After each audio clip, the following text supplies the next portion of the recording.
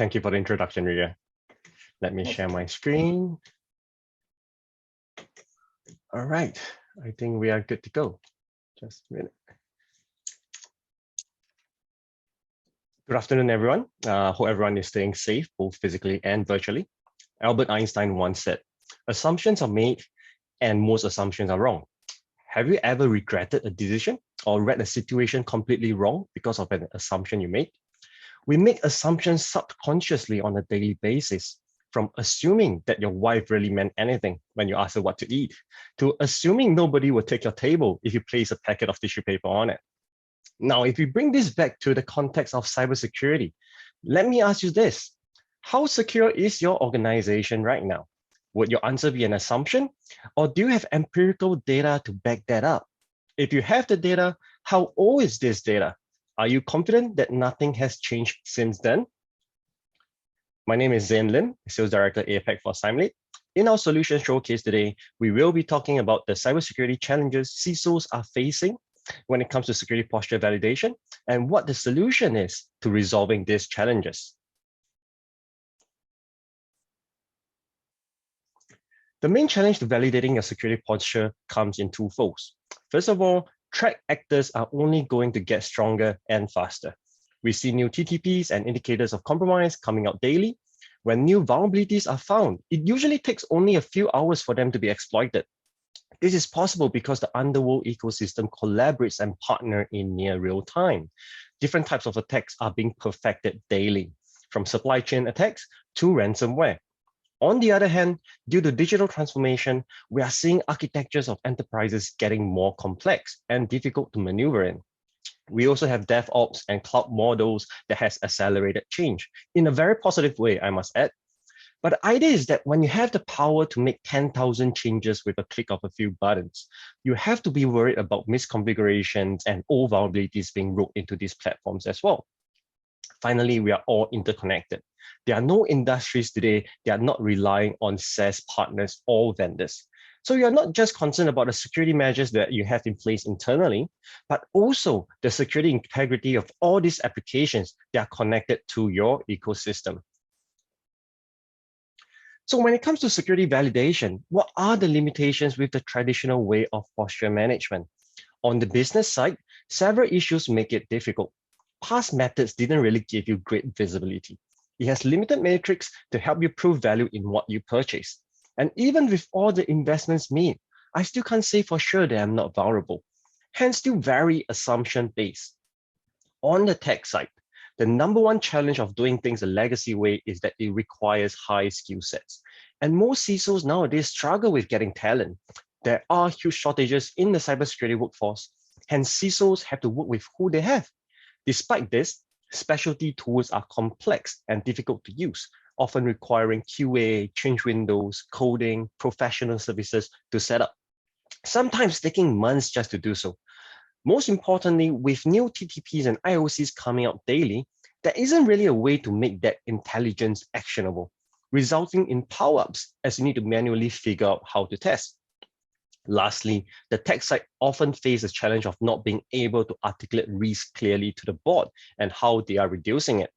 I'm sure many of you here have experienced it before, where pen testers, both internal and external, comes in and identify lots of holes, but did not detail it enough or provide prescriptive remediation.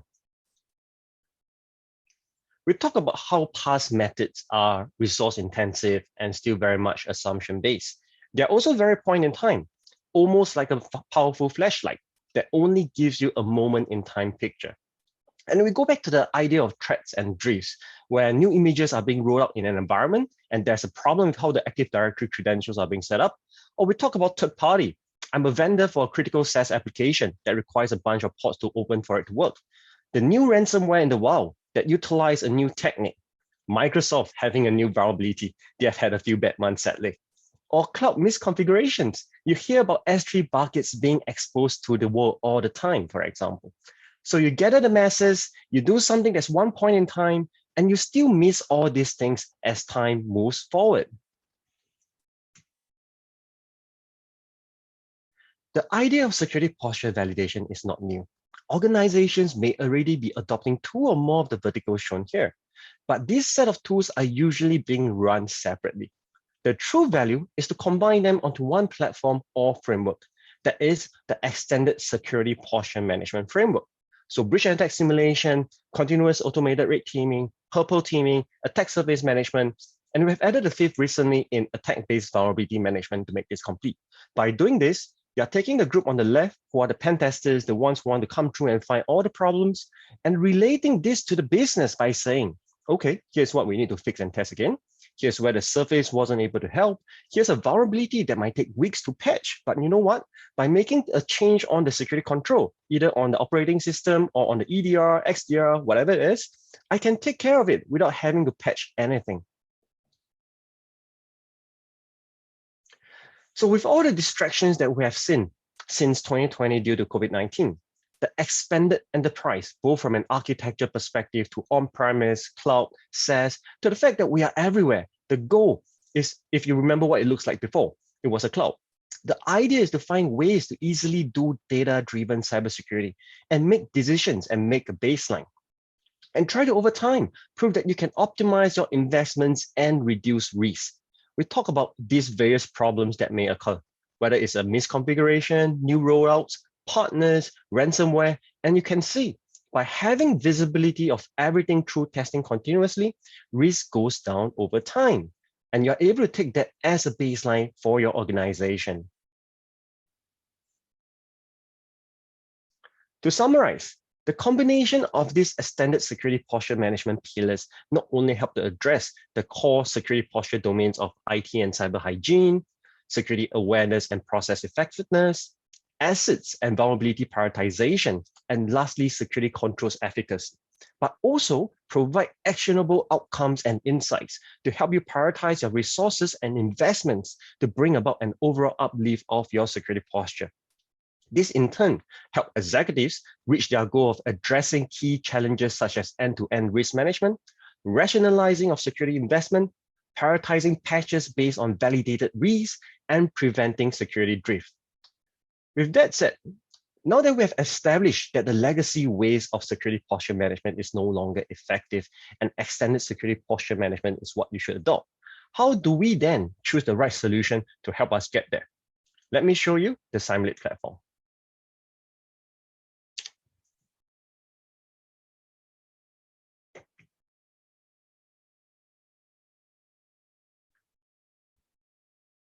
First off, as you can see, each of these bubbles here represents security controls across the cyber queue chain, except for the attack surface management, which gathers intelligence and identifies your internet-facing weaknesses and vulnerabilities, things like leaked credentials, infrastructure weaknesses, domain mimicking, etc. And the phishing vector, which tests an organization's security behavior and culture. All our assessments are aligned to the MITRE ATT&CK framework and gives you a bird's eye view over where you're most vulnerable, so that you can allocate your resources and investments accordingly. The scoring here is aligned to the CVSS and DREAD framework and can be interpreted as the susceptibility of your security controls being compromised. The higher the score, the more susceptible you are. It's also important to note that Cymulate's deployment only requires one agent on one test machine. This is one of our main key differentiators, as most competing solutions requires agents to be deployed across all endpoints, hence requiring significant efforts and resources to deploy. With Cymulate, the time to deployment is greatly reduced, allowing organizations to deploy within hours, not weeks or months. We are a SaaS-based platform, which means that we can update our platform quickly with the latest assessment to help you validate your security controls against new threats found in the wild. Executing the assessments can be done in a few clicks. Cymulate provides you with out-of-the-box best practice templates that we update on a regular basis, or you can also select specific type of assessments that you want to execute. All you need to do is select the target, schedule the time and frequency, and click launch. That's how easy it is. Going to the report.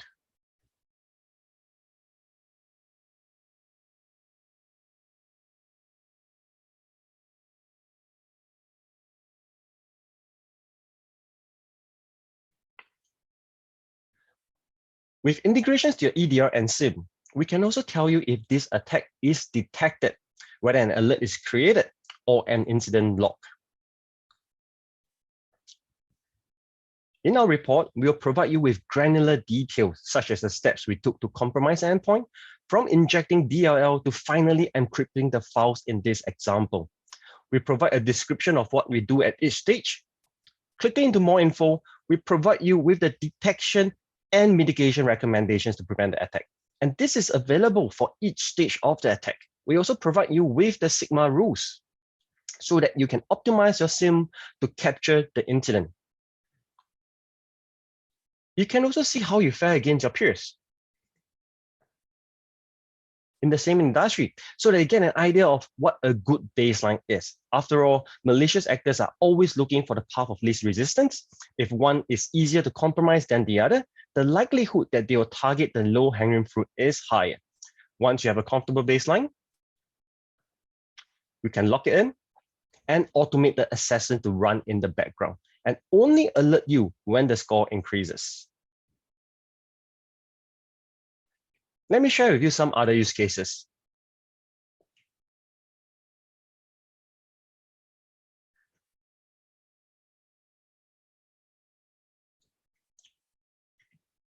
With the COVID situation, many organizations are adopting a work from home policy, and you want to know what the impact would be if your employee's laptop was compromised.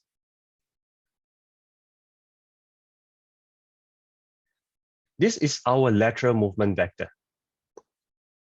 And with just one agent deployed, these are all the machines that it was able to propagate to. Do note that we only use tactics and techniques across a MITRE attack framework, like what a real attacker would do to propagate. We do not exploit vulnerabilities, hence 100% production environment safe. We provide you with information such as the servers, workstations, and databases, which we are able to propagate to. And most importantly, the credentials that we measure Exfiltrate. Note that we only store the first three characters of the hash due to the sensitivity of the information, and clients have the option to store all this data on-prem rather than uploading it to the cloud. Clicking on a particular path, as with all our vectors, we'll provide you with the detection and mitigation recommendations for every step of the way.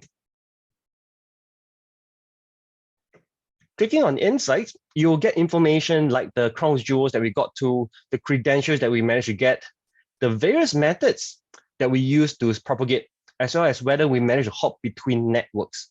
Most importantly, through integration with your vulnerability management tool, we tell you if there are vulnerabilities in the machines that we managed to propagate to, and whether these vulnerabilities are known to be weaponized or not. The idea is that if we can reach these machines, the malicious actor can too. Hence, you'll want to prioritize the remediation efforts on these machines first. On the topic of integration with your vulnerability management, we also have this dashboard that maps your machines to the latest known CVEs in the wild. The idea here is to allow you to execute assessments on your compensating controls against these exploits to identify if they are able to prevent an attacker from weaponizing this exploit, or can it be fine-tuned to prevent it?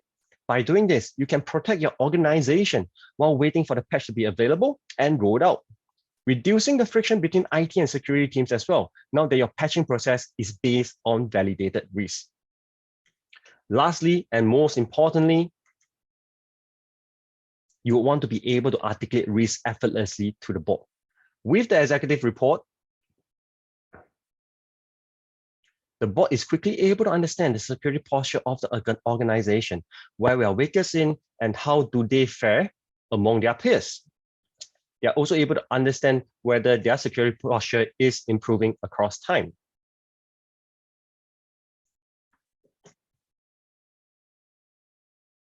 In summary, if you adopt the extended security posture management framework correctly, you will know the efficacy of your security controls.